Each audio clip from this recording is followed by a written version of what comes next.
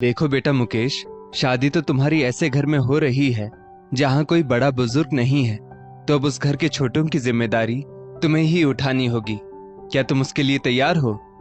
सुशीला जी अपने बेटे मुकेश से पूछती है। मुकेश बोला, माँ आप कहना क्या चाह रही हैं? साफ साफ कहिए। सुशीला जी बोली, तुमने सुमन को पसंद किया, हमने कुछ नहीं कहा, क्योंकि लड़की बहुत अच्छी है। बेचारी का दुर्भाग्य है जो शादी से पहले ही दुर्घटना में उसने अपने माँ बाप को खो दिया। पर अब जब उसके ऊपर उसके माँ बाप का हाथ नहीं है तो उसकी छोटी बहन की जिम्मेदारी भी तो तुम्हें ही उठानी होगी। मुकेश बोला, माँ वो कोई छोटी बच्ची नहीं है, 22-23 साल की लड़की है, अपना ख्याल वो खुद रख सकती है, तो आप उसकी चिंता मत कीजिए। सुशीला जी बोली, बेटा ख्याल तो तुम भी अपना रख सकते हो, पर रह रहे हो ना अपने माँ बाप के साथ। वो एक अकेली लड़की जो माँ बाप के बाद अपनी बड़ी बहन के साये में जी रही थी, उसे तुम वहां अकेले कैसे छोड़ सकते हो? रिश्ते में बहनोई बाप और बड़े भाई जैसा ही होता है, तो ये जिम्मेदारी तो तुम्हें उठानी ही होगी। अरे जब हमें कोई दिक्कत नहीं तो तुम्हें क्या परेशानी है? मुकेश बोला, माँ आप जो कहें, पर मैं एक बार सुमन से भी पूछ लूंगा कि वो और उसके रिश्तेदार क्या चाहते हैं। सुशीला जी बोली, हाँ क्यों नहीं, अगर कोई रिश्तेदार बच्ची की पूरी जिम्मेदारी उठाने को तैयार हो तो मुझे क्या दिक्कत हो सकती है? मुकेश बोला, एक बात कहूं माँ, आप बहुत अच्छी हैं। जब आप अपनी होने वाली बहू और उसकी बहन के बारे में इतना सोचती हैं, तो आपके लिए मेरा सीना गर्व से चौड़ा हो जाता है कि आप मेरी माँ हैं। इतना कहकर मुकेश सुशीला जी को गले से लगा लेता है और शादी की तैयारी में जुट जाता है। देखते ही देखते मुकेश और सुमन की शादी हो जाती है और सुमन के साथ उसकी छोटी बहन रानू भी उसके ससुराल आ जाती है, क्योंकि रिश्तेदारों ने हमेशा के लिए उसकी जिम्मेदारी लेने से मना कर दिया था। तो सुशीला जी ने यह निर्णय इसलिए लिया ताकि उनकी बहू अपनी बहन के लिए हर दिन परेशान ना होती रहे। समय बीतने लगा। सुमन की छोटी बहन अब उसकी सास की चहेती बेटी बन गई थी। सुशीला जी ने पड़ोस में रहने वाली प्रिंसिपल से निवेदन करके उनके स्कूल में रानू की नौकरी भी लगवा दी थी, जहां पहले से ही सुमन भी नौकरी कर रही थी। रिश्तेदार और आस पड़ोस वाले जब बातें बनाने लगे तो सुमन सुशीला जी से बोली, माँ जी रानू को मैं हॉस्टल भेज देती, पर वो आगे पढ़ना नहीं चाहती और अब आपने उसे यहाँ मेरे ही स्कूल में नौकरी भी दिलवा दी। पर माँ जी मुझे जरा भी अच्छा नहीं लगता जब रिश्तेदार आपको बातें सुनाते हैं कि एक साथ दूसरी भी ले आई। सुशीला जी बोली, बहू ऐसे रिश्तेदारों की बात एक कान से सुनो, दूसरे से निकाल दो। अब हम तुम्हारी बहन को यहाँ ना लाते तो कहाँ छोड़ते? तुम्हारे सारे दूर और पास के रिश्तेदार तो उसे कुछ दिनों के लिए ही रखने को तैयार थे, हमेशा के लिए नहीं।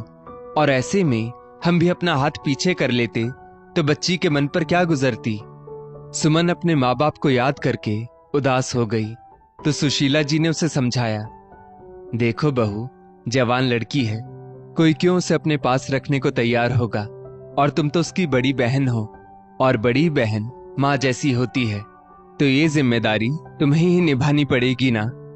सुशीला जी का ममतामयी रूप देखकर सुमन नतमस्तक हो गई। सुमन ने सुशीला जी का हाथ पकड़कर कहा, माँ जी आपने जो निर्णय लिया है उसके लिए मैं जीवन भर आपकी आभारी रहूंगी। कैसे कहूं, पर सच्चाई भी यही है कि ससुराल में बेटे की साली का रहना किसी भी सास को पसंद नहीं आता, पर आप तो रानू की माँ ही बन गई है। माँ को खोने का दुख रानू ने ज्यादा सहा था, क्योंकि उसके हाथों में ही माँ ने अपनी अंतिम सांस ली थी।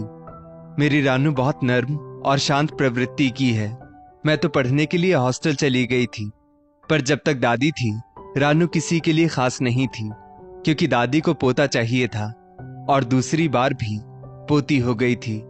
माँ अक्सर बीमार रहती थी तो रानू घर का छोटा मोटा सारा काम करती थी, पर उसका नाम कभी नहीं होता था, इसलिए वो दब्बू हो गई थी। सुशीला जी बोली, बहू तुम चिंता मत करो, जब यहाँ उसे अपनों का सहारा और प्रोत्साहन मिलेगा तो देखना वो कैसे अपने आप को बदल लेगी। समय बीतने लगा। यहाँ आकर रानू का स्कूल में नौकरी करने से आत्मविश्वास तो बढ़ा ही था, साथ ही घर गृहस्थी की समझ भी सुशीला जी से उसे मिल रही थी। सुमन एक दिन स्कूल से घर आई तो उसकी सासू माँ ने कहा, मैंने रानू के रिश्ते की बात चलाई थी और लड़के वालों का घर हमारे घर से बस आधे घंटे की ही दूरी पर है। सुमन अभी आर्थिक दृष्टि से तैयार नहीं थी इस शादी के लिए। वो इस बात को टालते हुए बोली, माँ जी, अभी थोड़े दिन रुक जाते हैं, रानू के लिए कुछ पैसे जोड़ लेते हैं, फिर करेंगे शादी। सुशीला जी बोली, बहू, तुम पैसों की चिंता क्यों करती हो? मैं हूं ना। और वैसे भी जवान लड़की को कब तक घर पर रखोगी? शादी की उम्र तो हो ही गई है ना, तो करनी तो पड़ेगी। और लड़का तुम्हारे और मुकेश के अलावा और कौन देखेगा? बोलो, चलकर एक बार लड़के और उसके घर वालों से मिल लो, ताकि तुम्हें भी तसल्ली रहेगी तुम्हारी बहन अच्छे घर में जा रही है।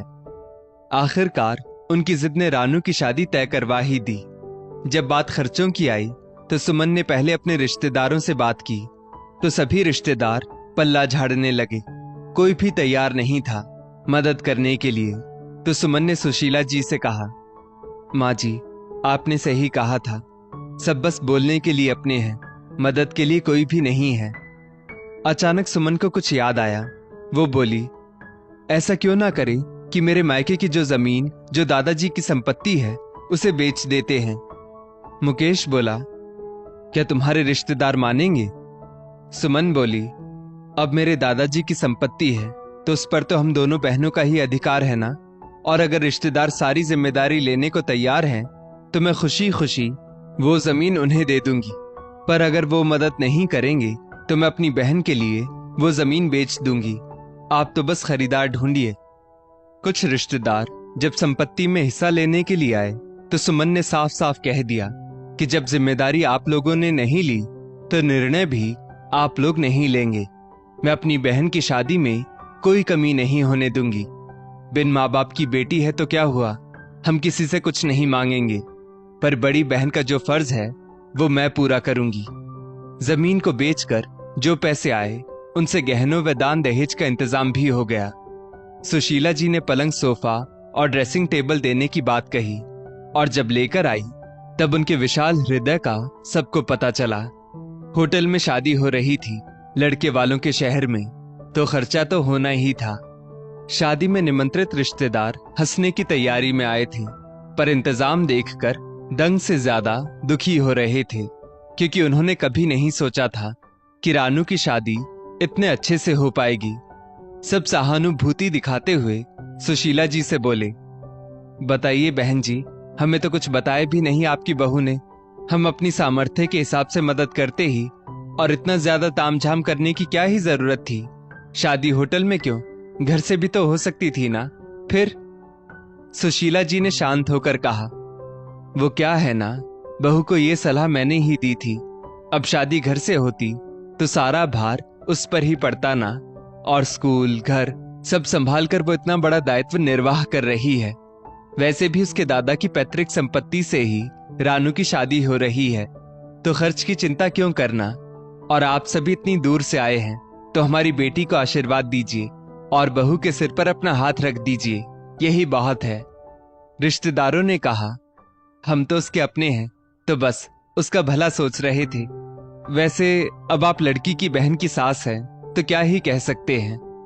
सुशीला जी बोली, आप लोग तो ननिहाल के हैं ना। अरे, आपकी बहन की बेटी की शादी हो रही है, सब खुशी खुशी आनंद से शादी देखिए, और कुछ कमी लगे तो मुझे या सुमन से कहिए। आखिर सगे रिश्तेदार तो आप ही हैं। और सही कहा आपने, मैं तो लड़की की बहन की सास हूं, सगा रिश्ता तो हूं नहीं। तभी सुमन वहां आई। उसने सारी बातें सुन ली थी। जब सारे रिश्तेदार उसे झूठी मुस्कान दिखाने लगे तो सुमन बोली, आप जैसी सास अगर किसी लड़की को मिल जाए जो बहू की बहन को अपनी बेटी बनाने का निर्णय ले ले, तो सास को मैं तो सिर माथे बिठाऊंगी। और माँ जी, देखा जाए तो मुझसे ज्यादा अधिकार आपका है रानू पर, क्योंकि आपने उसकी बहन की सास होकर नहीं बल्कि उसकी माँ बनकर सोचा उसके लिए, जो उसके रिश्तेदार भी ना सोच पाए। चलिए, कन्यादान का वक्त हो गया है और रानू का कन्यादान आप ही करेंगी। इतना कहकर सुमन सुशीला जी को मंडप की तरफ ले गई। सुशीला जी और सुमन की बातें सुनकर सभी रिश्तेदारों का सिर नीचे झुक गया और निर्विघ्न शादी संपन्न होते ही वो सारे रिश्तेदार अगले ही दिन वापस चल लिए। दोस्तों, इस स्टोरी को लेकर आपकी क्या राय है, नीचे कमेंट करके जरूर बताइएगा। और ऐसी ही और भी बेहतरीन वीडियोस के लिए हमारा पेज जरूर फॉलो करें। धन्यवाद।